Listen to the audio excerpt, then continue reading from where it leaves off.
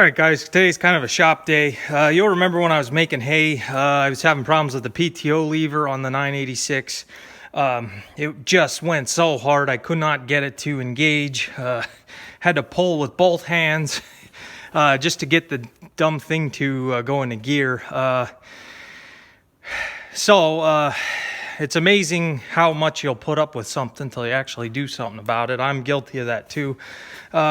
All I had to do was spray up the linkage, basically, is all I ended up. I'll just follow this linkage for you. Here is the valve on your PTO. You see it has a rubber boot on there, and it's a good I didn't order that because I was going to last night. So the boot is on there. You have a little linkage that comes up here to this, and then you have this here yoke that goes through, and then it goes forward underneath the cab. And under the cab, crawl under here. Okay. Follow this linkage, it's here. And then it comes to this point, pivot point. And then it goes up to this shaft here. This shaft goes, I don't know if you can see it here. From there over to here, and then that's the pivot. This is the pivot arm for your PTO lever. So I just went under there with some spray and sprayed every one of these pivot points. And now you can put it in gear with 2 fingers. So that problem's solved. Let me come out. Well, the other thing I gotta look at this winter is my brakes are leaking here. See this wire here for this sensor. This sensor is for in your brakes. Hi, I'm breathing heavy. It is hot today. It's like 100 degrees and 100% humidity. But anyway, this sensor goes in and it senses, it puts that light on your dash when you're on the brakes. There's a trick to install these. You thread it in and then off a certain amount. I think it's leaking out of the sensor, not only on this side, but also the sensor's right there. There's a plug. This side and the other side it's leaking. And I don't think it's this side. The other side, there's some discoloration on the drum here. These are wet hydraulic brakes actuated, and they are a little sluggish. So that's the other thing I want to try to get remedied here. You do have bleeders on. Somebody had said about bleeding them. We will try that. I've never had bleeding these fix a problem with them being sluggish, but we can try it. We can definitely try it. See if it's a long-term fix or if it's something that's going to come back to be something in the housing here. If it is something in the housing, we're gonna have to pull these drums off and probably put the new O-rings on the brake piston. So I do have leaks, and that side leaks worse. You can see the puddle. That's just from the brake sensor. So let me crawl out from under here. Yeah. And I know from experience that if you're not low enough, you hit your back on the battery box or your head on the steps. So the PTO linkage here.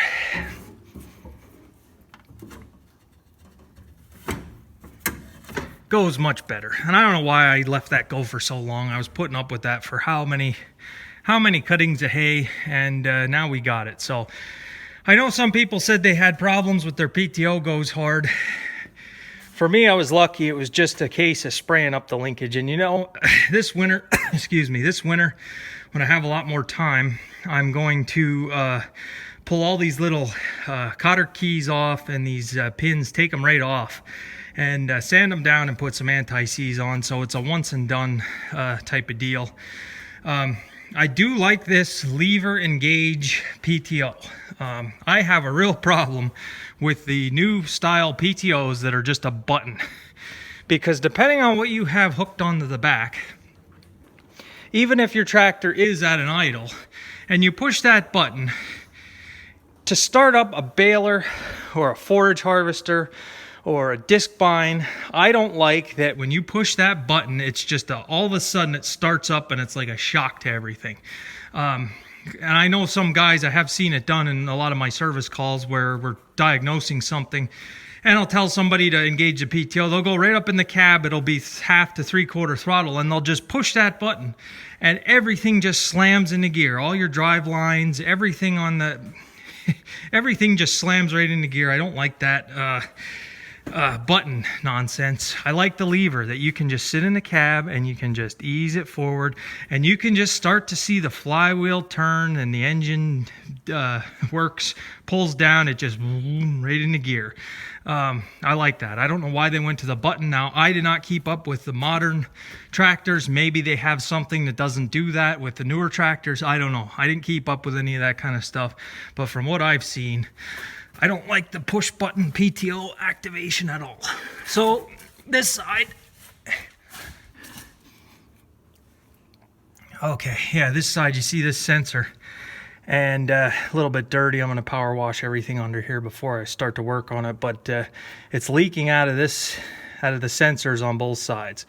So I have to see, first of all, what these sensors cost, or if there's an O-ring or something, I can just replace it. The sensors do work. When I go on the brakes, the light does illuminate on the dash, so they are working. And it's not this side, it's the left side that is very sluggish here. So I'm going to try to diagnose. Yeah, we got a couple leaks here at the remote valve body here, to figure out what's leaking there. And then this is for your differential lock, little valve there, spool valve. So all right, let me crawl out from under here. All right, so I just started it. Takes a little bit till the oil picks up. You can see the dump light is on, and there it went off. So and we now have oil pressure. With these, I have to start it and let it run a little. It could be some with the pump, but on most of them I found that that's the case. You got to start it, let it run till the oil gets picked up by the pump. You won't have any steering, and if you go to start it and put it in gear right away, your clutch, it affects your clutch. It's going to start going, it's going to start moving. But anyway, let me show you what's going on with these brakes. So I'm going to try to do this on camera if you guys can see it. I want to show what's going on here. I'm going to push this pedal. You're going to notice how far in it goes, and then watch the hydraulics push my foot back. I'm not going to be letting up on it. I'm going to push and hold, and I'll show you when you start to see it move that we get some brake.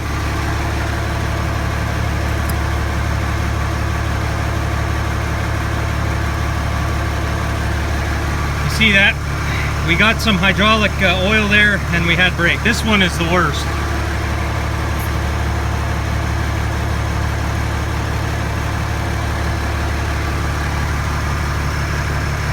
So what I got going on there is either there's like an orifice type screen in the firewall on the brake valve,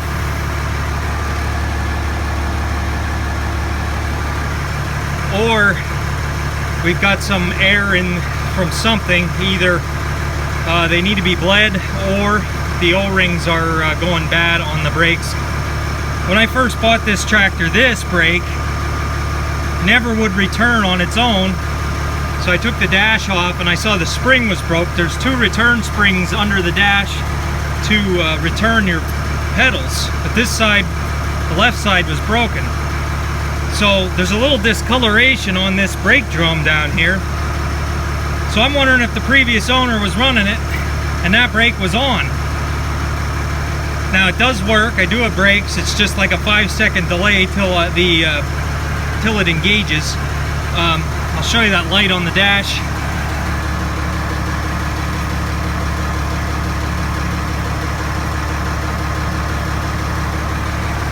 You saw that yellow light come on. That works on both sides. So the sensors are working, they're just leaking.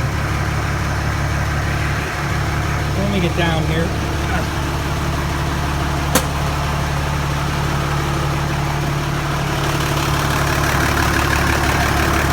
So right in here, when the hood's off on the firewall, you can see the brake valve assembly.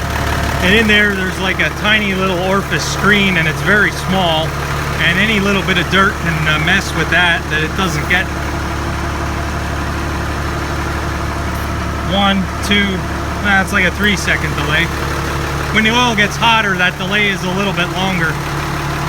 So I have to look into this, have to diagnose and figure out what's going on. If my thinking is right, if the previous owners had that spring broke and that left pedal would not return for them, and they were using it with the brake on, which probably caused the discoloration in the drum, it heated up the brakes and either warped the discs or had the O-rings fail. So I'm glad it's this side. This is the easier side to get off versus the other side, but I want to get this resolved. I'd like to have brakes that are a little bit more responsive.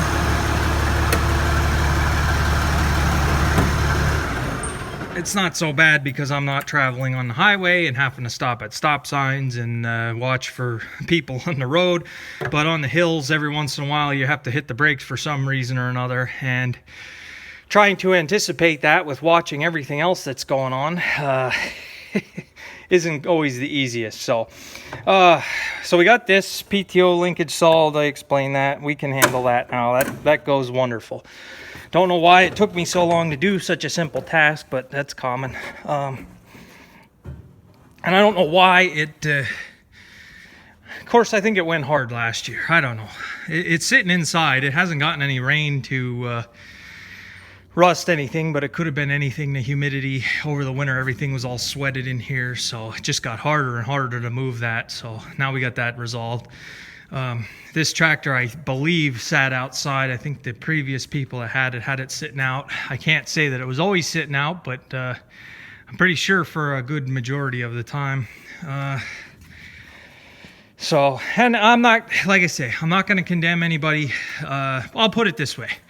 I'm not going to condemn anybody that doesn't have a building to put their equipment in if it has to sit outside. I understand that. I've been on service calls all over eastern Pennsylvania and New Jersey and down close to Maryland and up close to New York. I've seen all different types of farms. I've worked for different farmers. Everybody has their own strategy for taking care of their equipment, and there's no point in getting upset with how somebody does it because it's everybody. It's universal, I think. Everybody is just going to treat their equipment differently. Some people look at a farm tractor and think it's like their car or their vehicle, and if their car and vehicle sits out all the time, well, why can't my farm equipment? Which the newer equipment, granted, yeah, it's a little bit more watertight, but some of these old tractors just aren't designed to be out in weather. Transmissions fill up with water. They are not watertight like, excuse me, like newer ones. So I'm not going to condemn anybody. I realize that. I know that that's going to happen no matter what. Not everybody has a shed to put things in. Now, I've been to farms that have all their equipment sitting outside, and they have sheds, and the sheds are full of junk. Like 300 old tires sitting in the shed, old refrigerators and wash machines, and just they keep their scrap metal pile inside the building. And I just looking to going to fix a problem that was weather related, something rusted through or something was seized up from sitting outside. And meanwhile, they have scrap metal stored under roof and tires and old washing machines. So, and it's not just farmers, even people that are non-farmers. We had a guy buy a brand new MX 135 from us at that time. I think this is when they came out. And he just bought it with a rotocutter, and he was just going to rotocut his 40 acres. So he bought an MX, I think it was a doctor, and he had bought an old farm. He bought this brand new tractor, brand new rotocutter, and every single day I drove past, this new tractor was sitting outside. Well, the one year they called me to service it. I went there. He didn't do any of his service. I did all the oil changes. I think he only put maybe 20 hours a year on it, but he still wanted the oil changed and everything serviced. Just sitting outside, brand new tractor, just sitting out in the sun and the rain and the snow.